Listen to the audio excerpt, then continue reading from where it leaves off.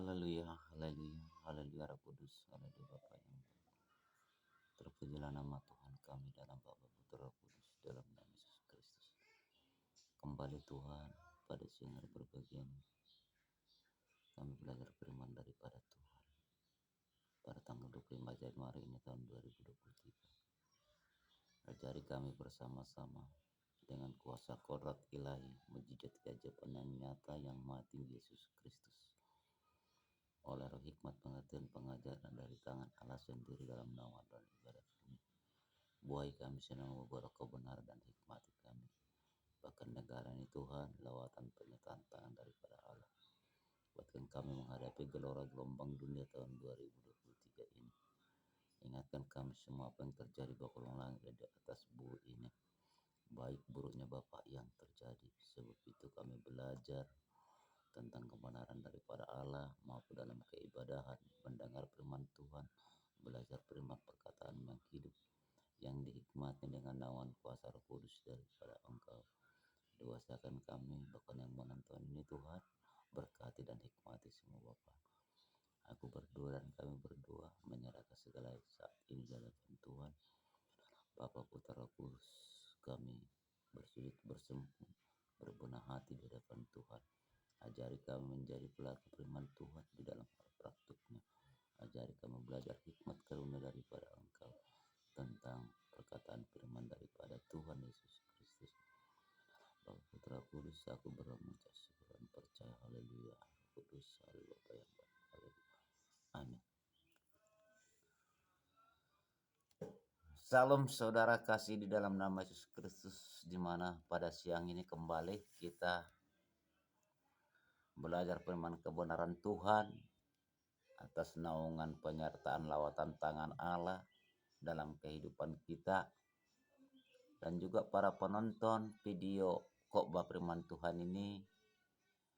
Saya yakin dan percaya bahwa saudara-saudariku akan Tuhan hikmati, akan Tuhan curahkan. Di mana saat ini mari kita percaya penyertaan lawatan Tuhan, curahan Roh Kudus yang sudah Tuhan nyatakan bagi orang yang percaya kepada Yesus Kristus. Bagi orang yang percaya kepada Yesus Kristus.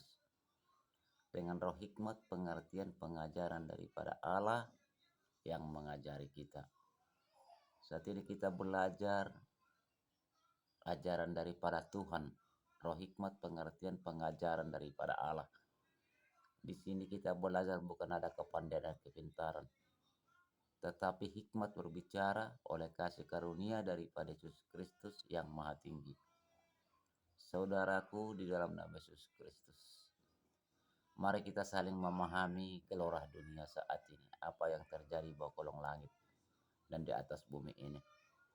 Mari belajar demi belajar, semakin waspada, berdoa kepada Tuhan, menyerahkan segala kehidupan di tangan daripada Allah, supaya penyertaan pertolongan tangan daripada Yesus Kristus yang melawat kita, di mana menghadapi gelora dunia tahun 2023 ini. Supaya kita saling memahami, mencermati, jangan lalai. Karena firman Tuhan berkata berjaga-jaga dan waspadalah selalu. Berdoalah. Belajarlah dalam firman Tuhan. Sebab firman Tuhan adalah perkataan Allah Yesus Kristus. Sekalipun melalui murid-muridnya, melalui utusannya, namun dia juga terjun di bawah kolong langit dan atas bumi ini, memberitakan Injilnya yang dikatakan kitab perjanjian baru.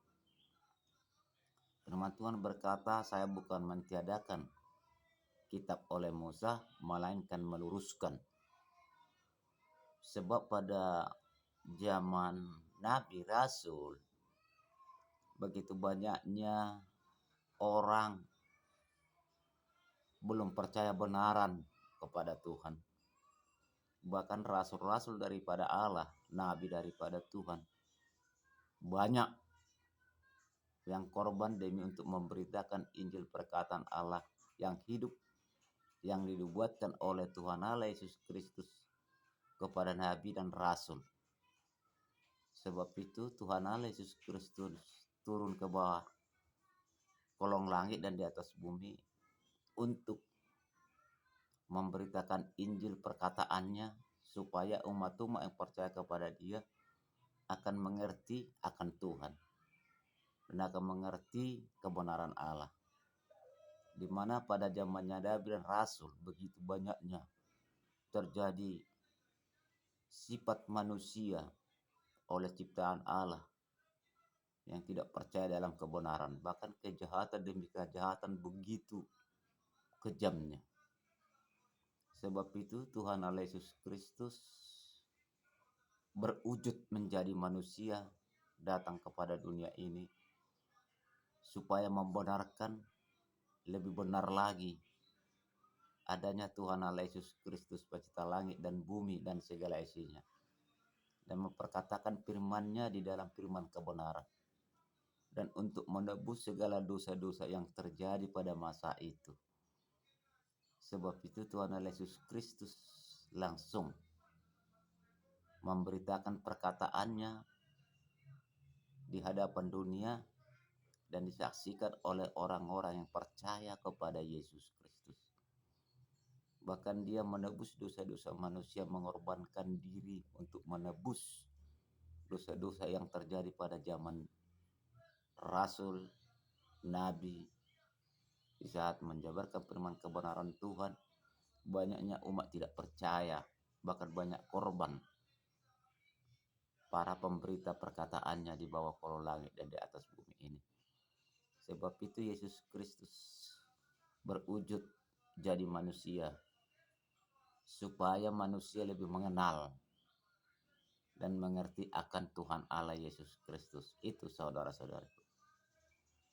Sebab Tuhan Allah Yesus Kristus berubah wujud seperti manusia karena Tuhan Allah Yesus Kristus menciptakan langit dan bumi, bahkan umat-umat manusia, bahkan makhluk-makhluk di bawah kolong langit seperti kita manusia yang dikatakan makhluk mulia yang segambar dengan dia.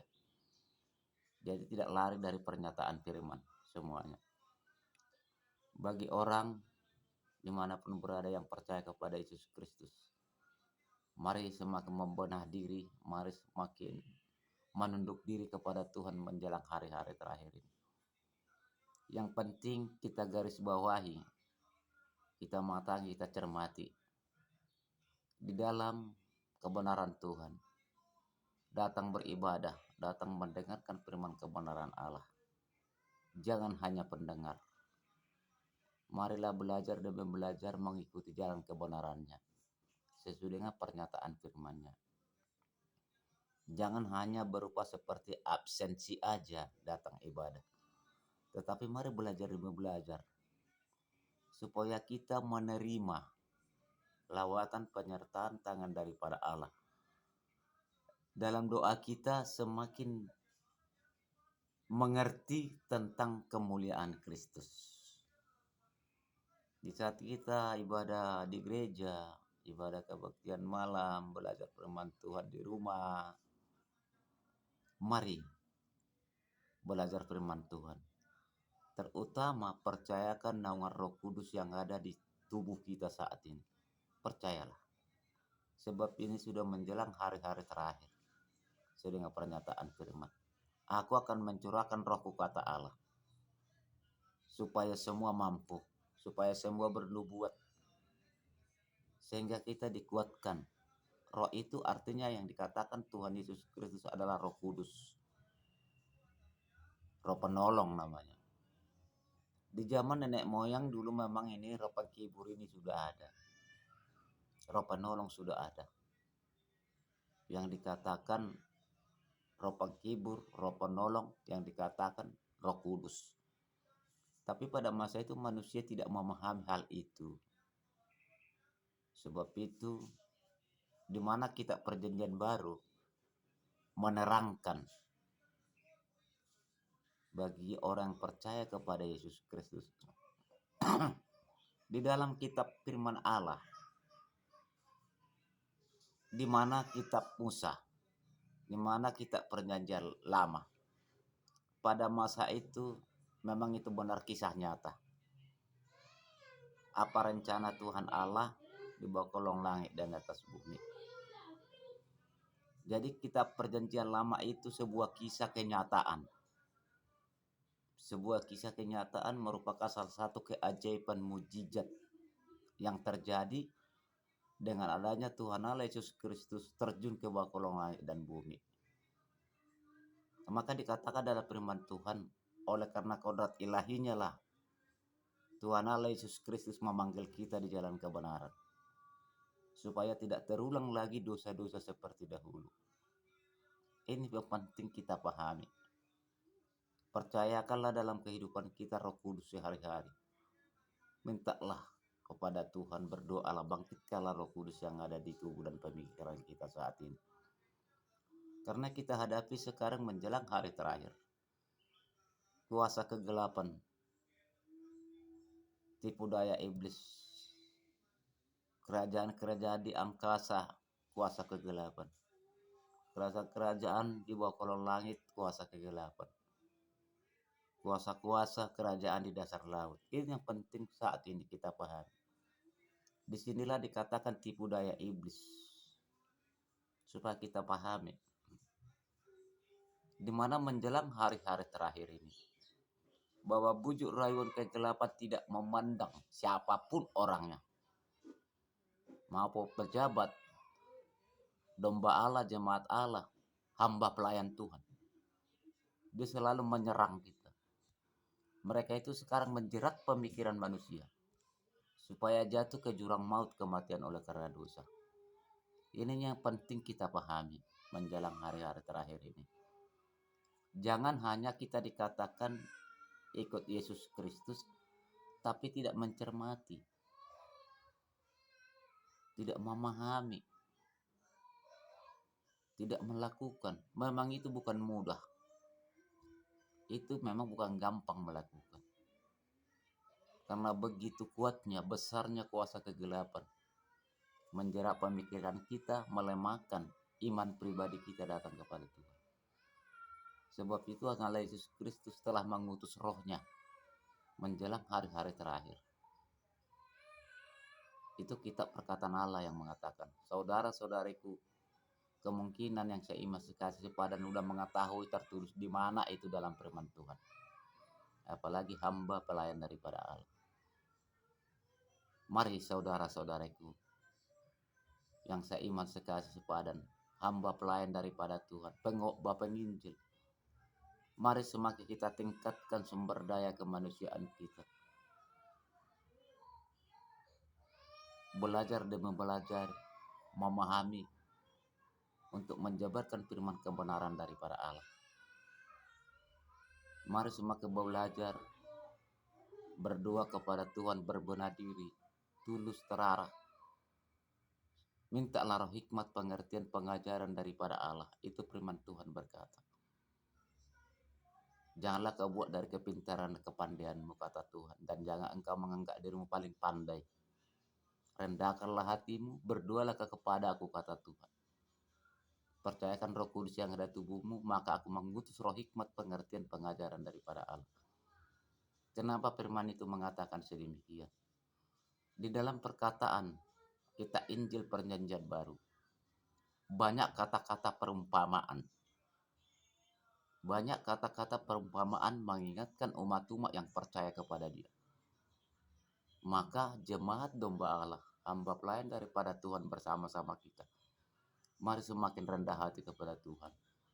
Belajar dalam firman Tuhan, berdoa, minta roh hikmat, pengertian, pengajaran dari Maha Tinggi Yesus Kristus. Supaya semua dihikmati. Salah satu, kalau itu kita lakukan, hati yang tulus di dalam keibadahan, maupun doa di rumah, maupun kebaktian malam.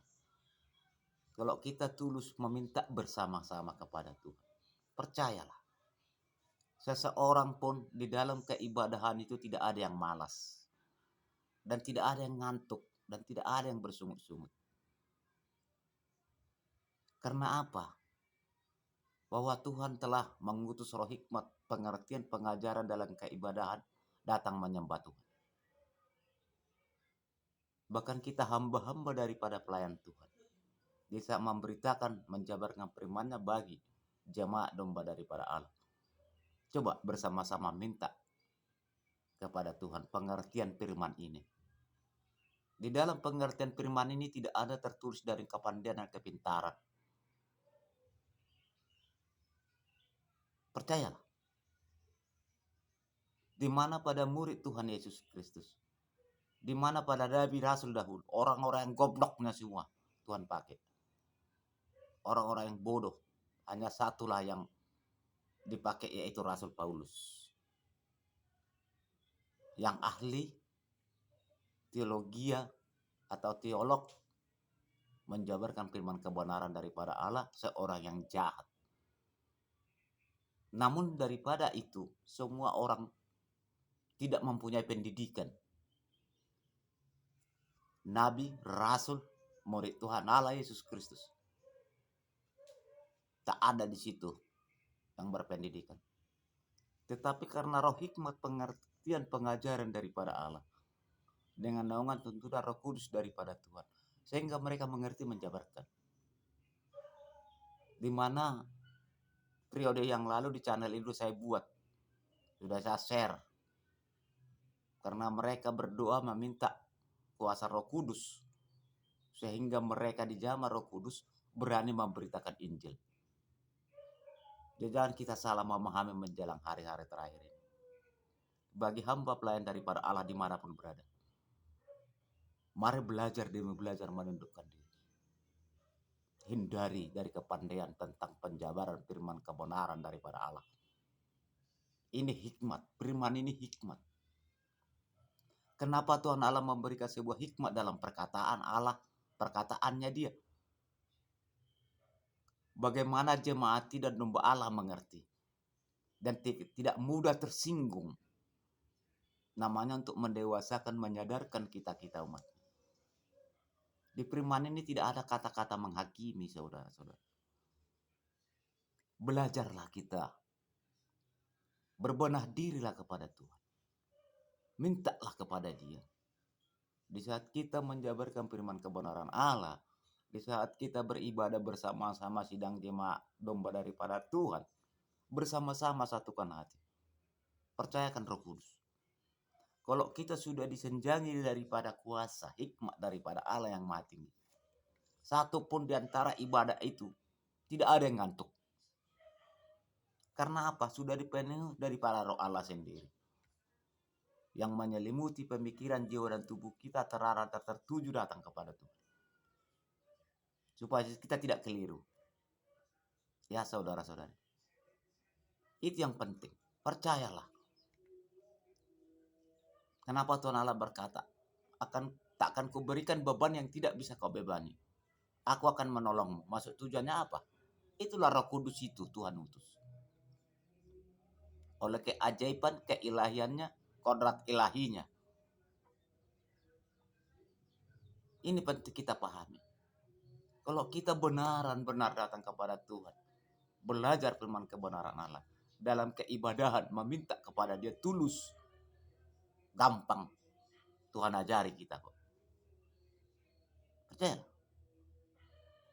Jadi kita dapat mengerti tentang kemuliaan daripada Kristus. Apa tujuan rana kita datang kepada Tuhan beribadah? Datang menyembah Tuhan. Datang mengagungkan Tuhan. Apa tujuan kita? Coba kita bertanya dulu dalam hati kita masing-masing, dan para siapapun menonton ini nanti kita share, kita like. Apa tujuan kita datang kepada Tuhan? Apakah sekedar hanya absensi dalam ibadah? Apakah hanya kewajiban? Ini yang kita pahami saat ini, belajar melalui firman kebenaran Allah. Firman Tuhan ada tertulis, nanti kita terangkan. Jangan hanya datang kita dalam ibadah ke gereja, hanya bersifat absensi saudara-saudari. Tidak ada artinya. Ini sudah menjelang hari-hari terakhir. Lihat gelora dunia, lihat gelombang dunia. Apa yang terjadi saat ini? Jangan lalai. Maka firman Tuhan berkata, kenapa kamu harus bingung melihat gelora dunia? Kenapa kamu lalai? tidak melihat gelombang dunia. Kita mengatakan, bahkan kamu tahu sendiri apa yang terjadi gelombang dunia. Kalau benar-benar kamu mengerti akan iman kebenaran perkataan Allah yang hidup. Itu firman Tuhan mengatakan. Jadi supaya kita memahami semua saudara-saudariku. Saudara-saudariku dengan saya sama-sama kita diajari oleh Tuhan. Di sini tidak ada kepandaian. Di sini kita belajar meminta roh hikmat, pengertian, pengajaran dari Maha Tinggi. Oleh Yesus Kristus Raja alam semesta alam, pencipta langit dan bumi dan segala sesuatu. Jadi supaya penting pemahaman. Maka tertulis dalam firman Tuhan bahwa kita Injil perkataan Allah yang hidup tidak boleh ditafsirkan. Bagaimana kita punya cara, mungkin sangat sulit secara badani, secara pemikiran, tafsir. Bisa juga jadi kerepotan karena nggak ada hikmat. Bahkan mendengar firman kebenaran yang kita jabarkan kadang-kadang mungkin jemaat domba Allah banyak nggak terima karena kepandaian kita sendiri. Maka belajarlah kita berteduh kepada Tuhan, berbenah dirilah bersama-sama sidang jemaat domba Allah, hamba pelayan Tuhan, bersempu di dalam awal ibadah. Coba lakukan 2 syafaat. Roh hikmat, pengertian, pengajaran daripada Engkau Tuhan. Kami percaya ada naungan Roh Kudus di dalam tubuh kami. Ajari kami semua. Hikmati kami semua. Ajari hamba-Mu Bapa yang baik. Supaya kami memahami. Sehingga kami dapat kasih karunia daripada Allah. Sehingga kami mampu berjalan demi berjalan mengikuti jalan kebenaran Tuhan. Itu saudara-saudari. Jadi kita jangan keliru didatang dalam menyembah Tuhan. Kalau kita memakai dari kepandaian, kepintaran, tentu timbul emosi menjabarkan firman kebenaran Allah. Sebab firman Tuhan, hendaklah kamu rendah hati, kerelahan hati. Oleh kadang-kadang kita pakai kepandaian kita di antara di perkumpulan jemaat. Pasti ada orang berkekurangan. Pasti ada kesalahan. Sehingga saat kita menjabarkan firman kebenaran, bisa ini teringat. Sehingga kita emosi menjabarkan firman Tuhan. Sehingga terjadi timbul kata-kata tidak sehat didengar jemaat domba daripada Allah. Hamba pelayan daripada Tuhan. Karena gereja adalah tempat orang yang berdosa. Supaya kita memahami. Bahwa rumah Tuhan Allah Yesus Kristus yang dikatakan kemah pada Musa. Saat ini dikatakan gereja. Gereja itu adalah tempat orang yang berdosa. Supaya kita memahami. Kalau ada yang mengatakan gereja di tempat orang yang suci, itu munafik orangnya. Karena kita sadar datang kepada Tuhan. Beribadah, bersempuh, mendengar firman Tuhan. Karena kita berdosa. Supaya kita diajari. Firman Tuhan berkata seseorang pun tidak ada yang sempurna, tidak lupa dari segala dosa. Mau hamba Tuhan, pelayan Tuhan, jemaat